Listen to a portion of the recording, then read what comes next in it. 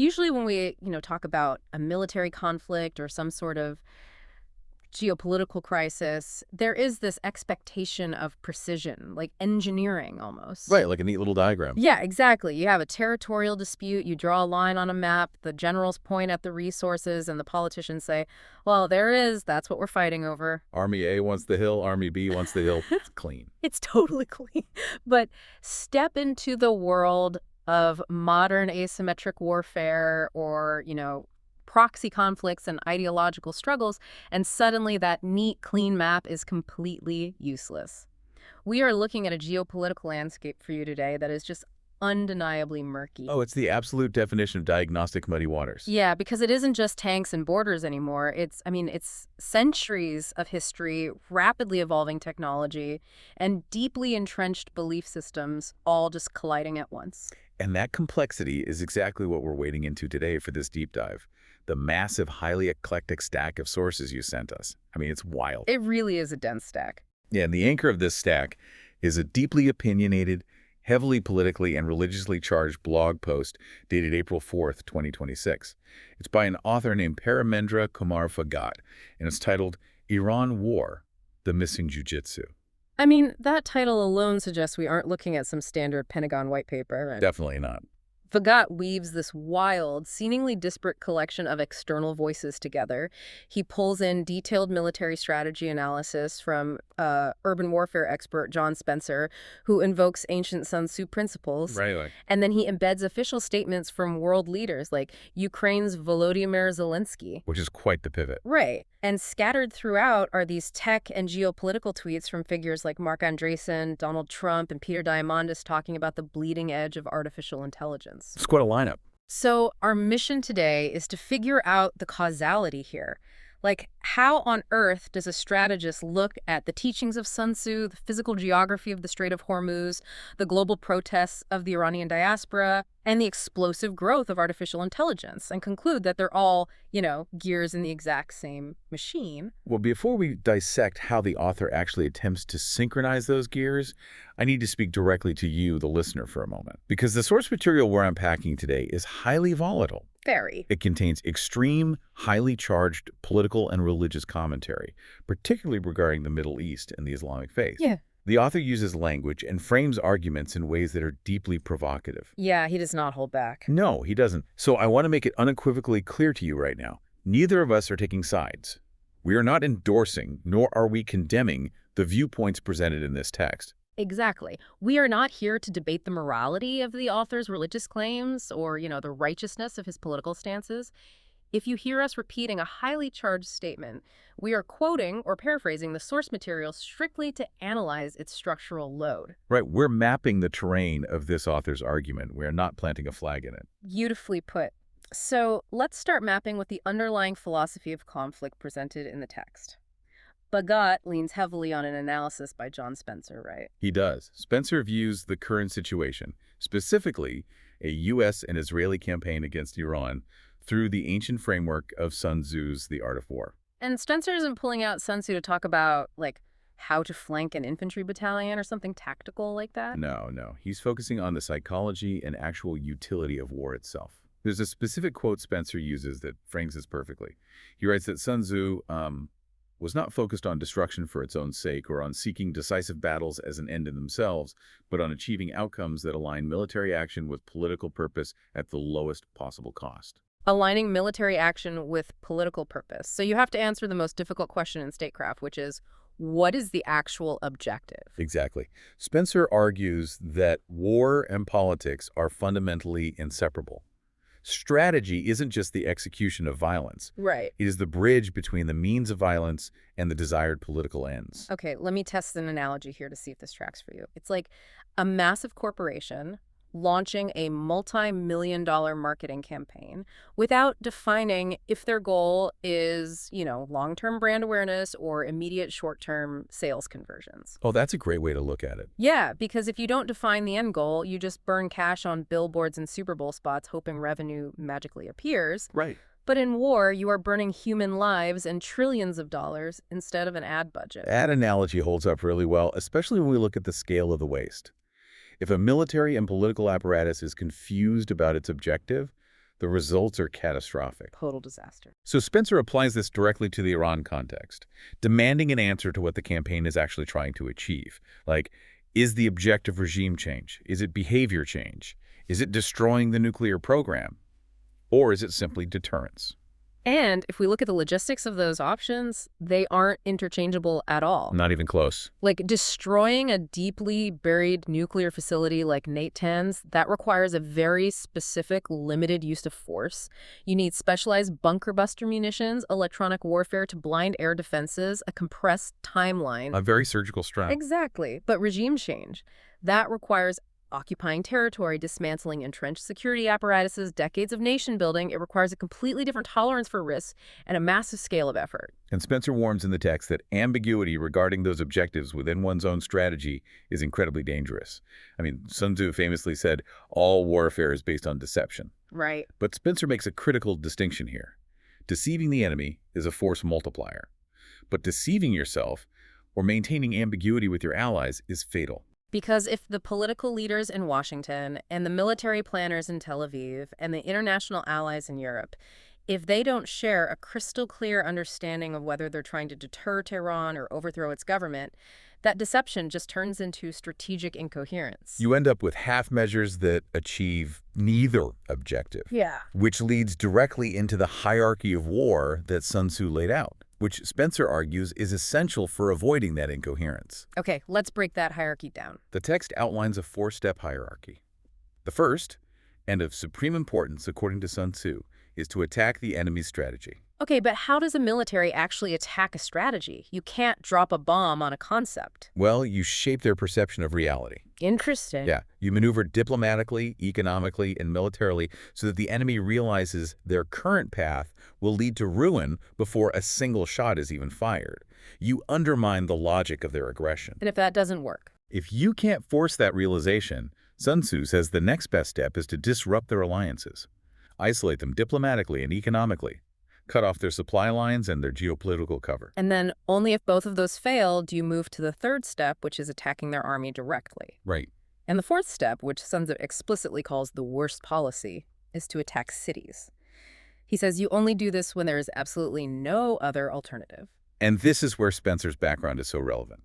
Spencer is a renowned expert on urban warfare, and he notes that siege warfare in Sun Tzu's time was incredibly slow, expensive, and uncertain. It forced armies into protracted grinds. Yes, and Spencer argues that the logic remains pristine today.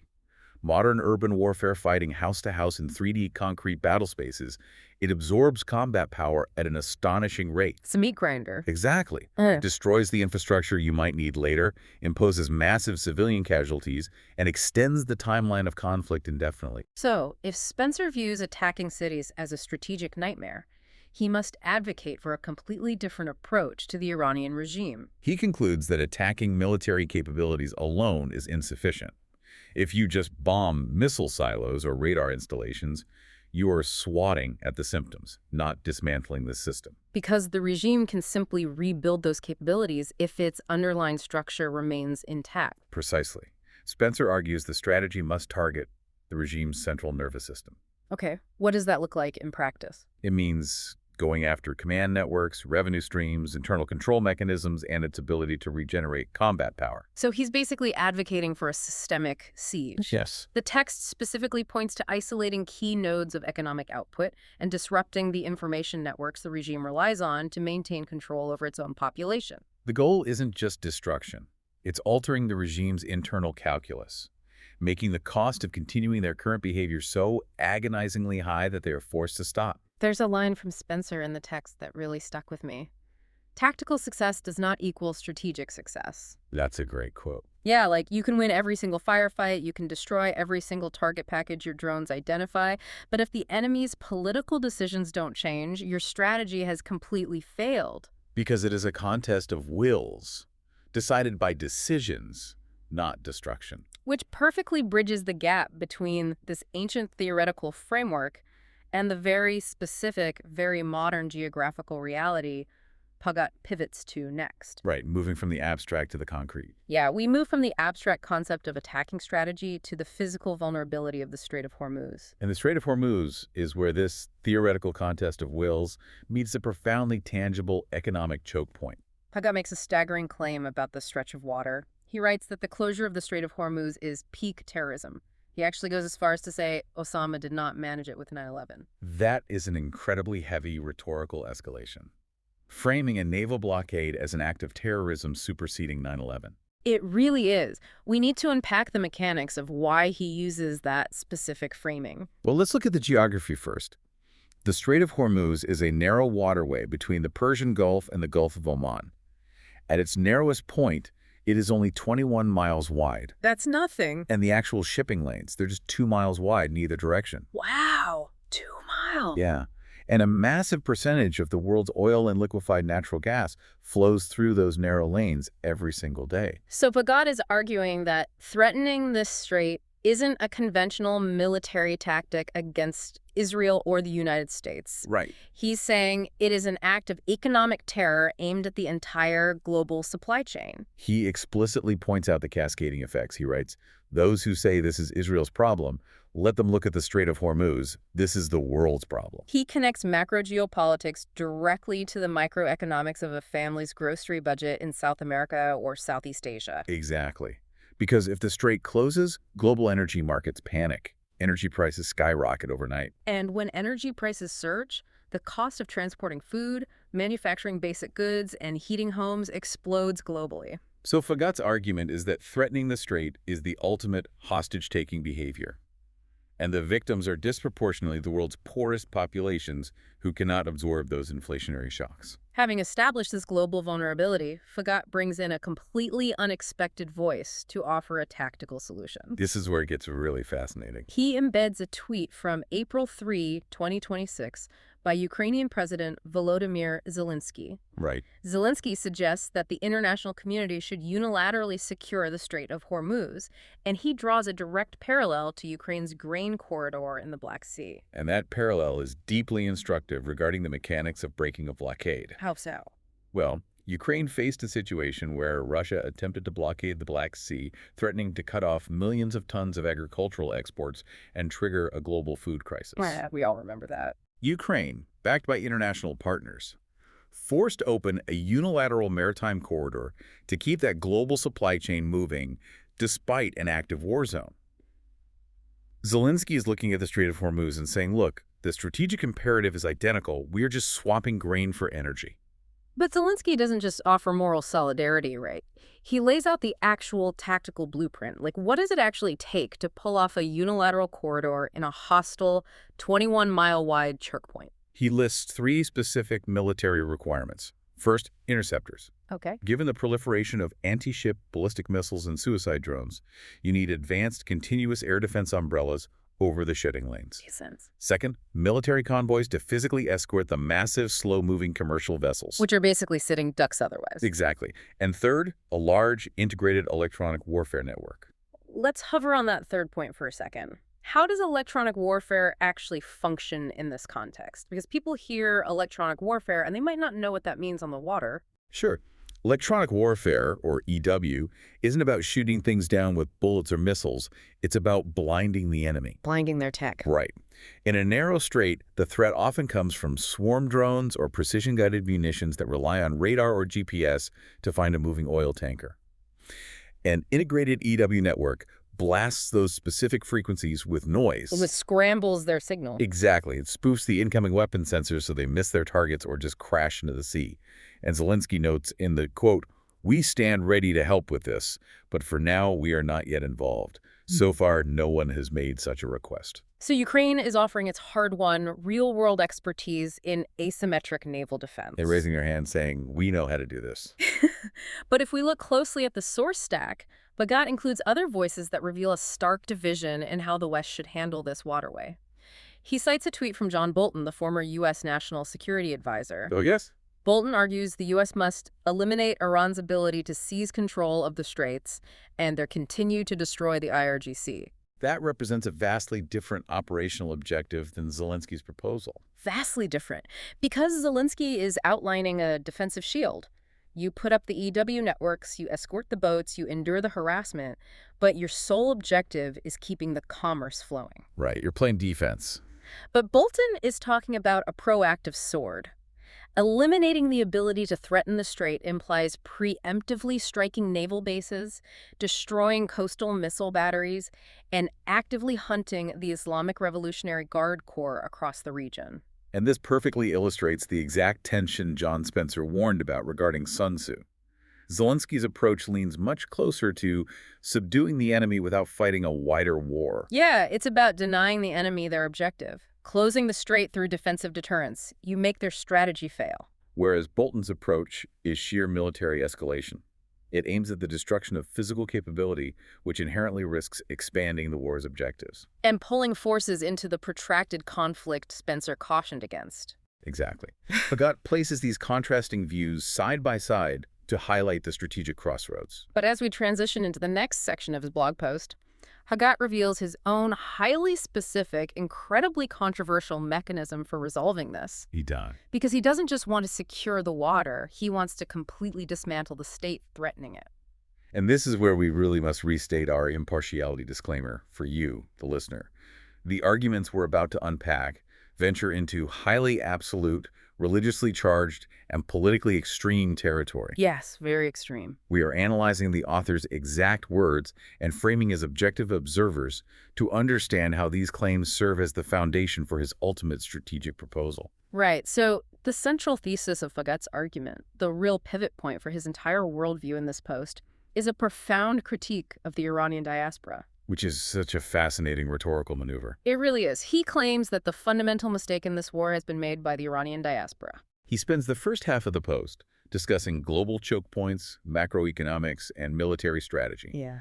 But then he lays the ultimate responsibility for the outcome of the war squarely on the shoulders of expatriate citizens living in Los Angeles, London, and Toronto. He builds them up before he tears them down, though. Like, the text praises them as a heroic diaspora, civilizational people doing amazing things. He points to an event in his timeline, February 14th, 2026, claiming nearly 2 million people from the diaspora protested globally. And he uses this demographic power to argue that Iran is not Iraq, Iran is not Afghanistan. He's implying the human capital exists for a seamless transition of power. So he establishes their agency to make his subsequent critique hit with maximum impact. He praises their protests, but then declares those protests functionally useless without a deeper foundational shift. Right. He writes that the diaspora suffers from an utter refusal to achieve spiritual clarity on Islam. So he isn't framing this as a geopolitical dispute over resource allocation or nuclear enrichment. No, he elevates it to a theological absolute. Let's methodically look at the definitions he uses here because they leave absolutely no room for interpretation. They are very absolute. He calls Islam a spiritual prison and the anti-religion. He goes as far as calling it the religion of the devil. The author draws a hard, unyielding metaphysical line. He writes, Allah is not God, claiming the theological concept lacks the power to enter human history in the way he defines divine omnipotence. He even dismisses the historical validity of the faith's founder. He states, there is no historic Muhammad. What prophecies have been attributed to Muhammad? There are none.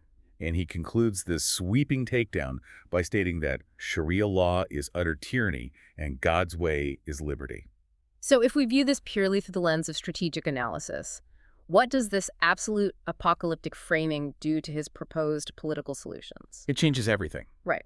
When you frame a conflict not as a policy disagreement, but as a literal binary fight between ultimate good and ultimate evil, how does that alter the military calculus? Well, it completely eradicates the space for negotiation, compromise, or incremental progress.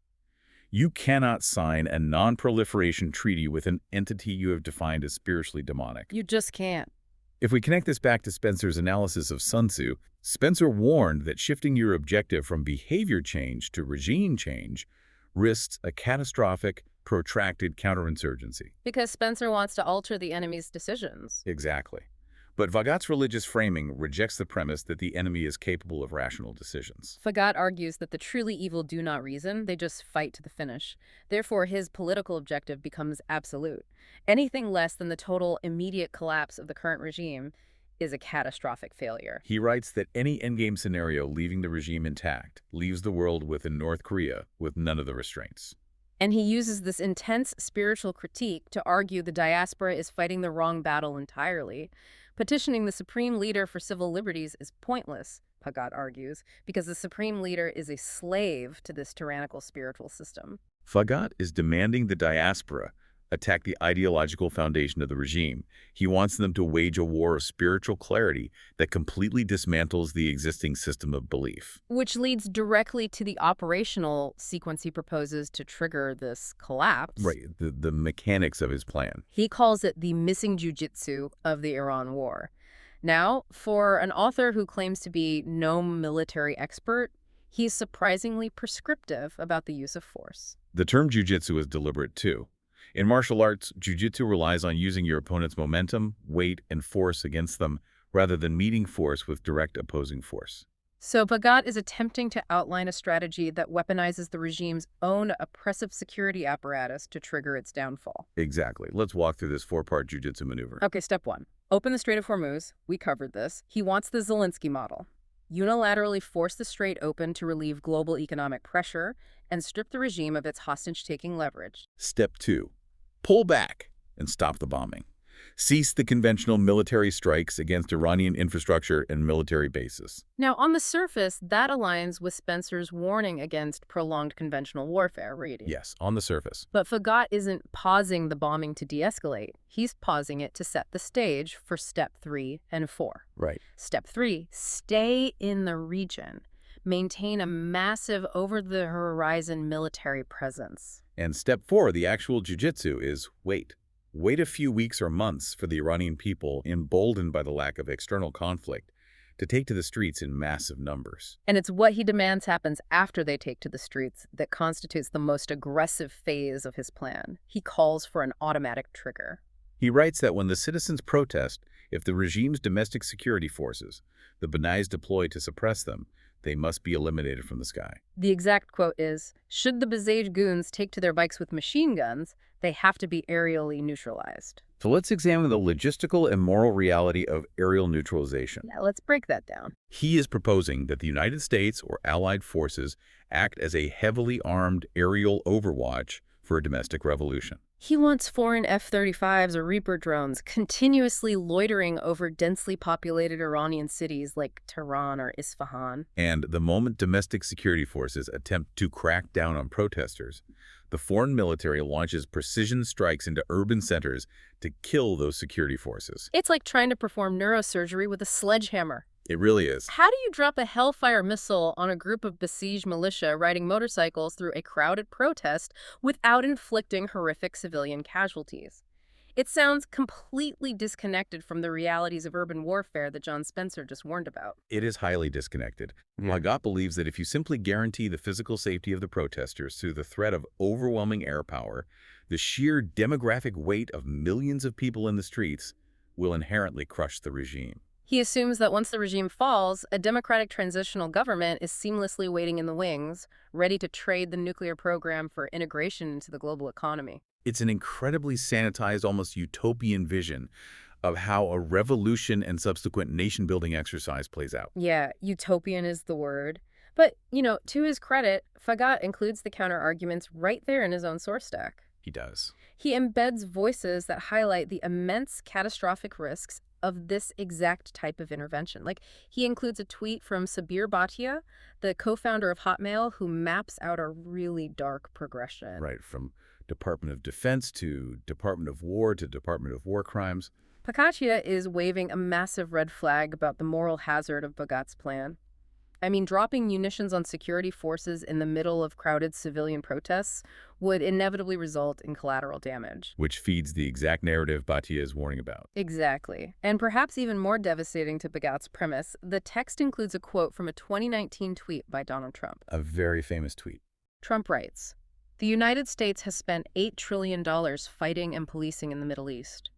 Thousands of our great soldiers have died or been badly wounded. Millions of people have died on the other side. Going into the Middle East is the worst decision ever made. That quote is the ultimate distillation of pragmatic fatigue. It is the antithesis of Bhagat's interventionist idealism. Bhagat is saying, we must police the streets of Tehran from the air to usher in a new era of liberty. But Trump's quote represents the immense financial, human, and political reality of that kind of refereeing. Right, it's saying we spent $8 trillion trying to fix this region, and it was an unmitigated disaster. Bhagat is attempting to thread an impossible needle here. He calls his plan calibrated restraint. He believes that by relying strictly on air power and avoiding ground troops, he bypasses the $8 trillion quagmire Trump describes. But military doctrine suggests that once you are dropping bombs in a sovereign capital to protect a domestic revolution, you own the political outcome of that revolution. You are inextricably tied to the aftermath. There's no clean getaway. Right. So we've covered ancient military strategy, the microeconomics of global maritime choke points, theological absolutes, and the lethal logistics of aerial overwatch. We've covered a lot. But scattered throughout this intense political commentary are these sharp, seemingly incongruous updates about the state of technology. It is the most jarring thematic shift in the material. Amidst the discussion of the Ba'asi and the Strait of Hormuz, we suddenly find ourselves reading venture capitalists and tech founders discussing compute power. Right. Why does Bhagat include them? If we follow the causality, I think it's because he recognizes that the definition of national power in the mid-21st century is undergoing a tectonic shift. Exactly. It isn't just about controlling physical geography or oil reserves anymore. No, it's about controlling digital infrastructure. To understand the future of conflict, you must understand the infrastructure that will power it. The text brings in a quote from Mark Andreessen, who calls artificial intelligence an 80-year overnight success. That phrase perfectly captures the whiplash of technological acceleration, doesn't it? It really does. Andreessen notes that AI causes people to become either excessively utopian, believing it will cure all diseases, or excessively apocalyptic, believing it will exterminate us. But the reality is that we're witnessing the compounding result of decades of massive, quiet technical progress suddenly reaching a boiling point. And the scale of that boiling point is difficult to comprehend. The text cites a tweet from Peter Diamandis discussing an announcement from Elon Musk regarding the construction of terafabs. Okay, let's look at the raw numbers Diamandis provides here, because they are vital to understanding the world in which this hypothetical war is being fought. Yeah, hit us with the numbers. Diamandis states the goal of these terafabs is to build 1 terawatt of AI compute per year. The context he provides is what makes it terrifying. Because the current global output of AI compute is 20 gigawatts. Let's translate those units for a second, because terawatt is a measurement usually reserved for analyzing the energy consumption of entire industrialized nations. Not the processing power of server farms. Right. 1 terawatt is 1,000 gigawatts. Musk's stated goal is to produce 50 times the entire planet's current compute production every single year. Every single year. What does a 50x leap in global compute actually mean for warfare? Like, how does that change the tactical execution of the conflicts we've been discussing? It fundamentally rewrites Sun Tzu's mandate to know the enemy. In the 20th century, foreknowledge meant a satellite photo or a spy intercepting a transmission. Very analog. In a terawatt compute environment, foreknowledge is algorithmic command. It means millions of autonomous swarm drones communicating and adapting their tactics in real time without human input. Oh, wow. It means the ability to instantly synthesize every single piece of open-source data, communications metadata, and economic indicator of an adversary to predict their strategic movements before they even make them. It also means the ability to execute information warfare on an unimaginable scale. Real-time translation, deepfake generation of enemy communications, perfectly tailored propaganda delivered to individual citizens at scale. Exactly. While nations are fighting physical wars over choke points like Hormuz to control the oil that fuels the armies of today, a silent parallel war is happening over the infrastructure that will fuel the autonomous systems of tomorrow. If you do not control the compute, you cannot possibly maintain strategic supremacy. Oil is the blood of the 20th century economy. Compute is the central nervous system of the 21st. And if we pull all these threads together, Bhagat envisions a post-collapse Iran as a future global power and a multi-trillion economy. But to get there, a nation doesn't just need to export its physical oil. It needs to be integrated into this massive terawatt technological future. A regime under crushing sanctions, isolated from the global AI ecosystem, will inevitably fall behind economically and militarily until it collapses under its own obsolescence. Pagat implies the current regime is fundamentally incapable of participating in this future, stifling the civilizational potential of the Iranian people he praised earlier. There is a final quote from Steve Jobs included in the text that serves as a strange, compelling synthesis of this entire deep dive. Yeah, Jobs says a CEO's job is to, number one, recruit, number two, set an overall direction, and number three, inspire and cajole and persuade. The author is essentially demanding that the Iranian diaspora act as the new CEO of their nation's future. Right.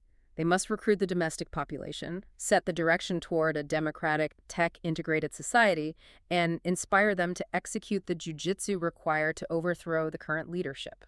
We have covered an immense, staggering amount of ground today. We really have.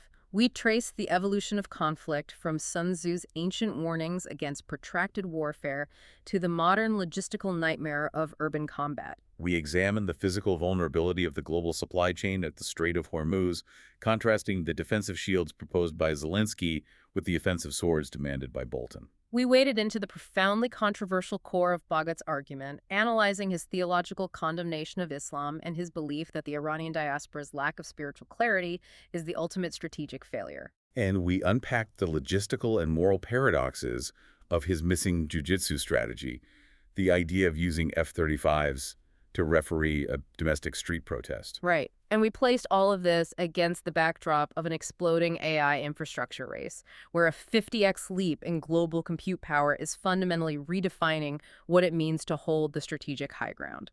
Before we sign off, I want to reiterate that our purpose today was purely to map the intricate, sometimes contradictory logic of these intense sources. Yes, we explored the mechanisms of the arguments, but the final judgment on their validity rests entirely with you, the listener. And as you process all of this, I want to leave you with one final thought regarding that technological leap. We discussed Sun Tzu's principle that the supreme art of war is to subdue the enemy without fighting, largely through deception and shaping their perception of reality. Right. Forcing their hand by manipulating the information they use to make decisions. Exactly. Now, combine that ancient principle with the terawatt future of AI. If artificial intelligence becomes the ultimate, omnipotent engine for synthesizing data, generating narratives, and modeling human behavioral responses, how long until the ultimate deception and reality shaping in warfare is entirely outsourced to machines? Oh, wow. When an AI can perfectly simulate, manipulate, and dominate the information environment of an entire nation in real time, do human protests, the organic street-level uprisings that Bhagat pins his entire strategic framework on, do they still hold the power to collapse a regime? Or does the regime with the biggest supercomputer simply algorithmically reprogram the reality of the people in the streets before they even realize they are rebelling? That reframes the entire concept of revolution. We started in the murky waters of geopolitics, and we end in the uncharted algorithmic waters of the future. Thank you for joining us on this incredibly intense intellectual exercise. We appreciate your time, your curiosity, and your willingness to dive deep. We will see you on the next deep dive.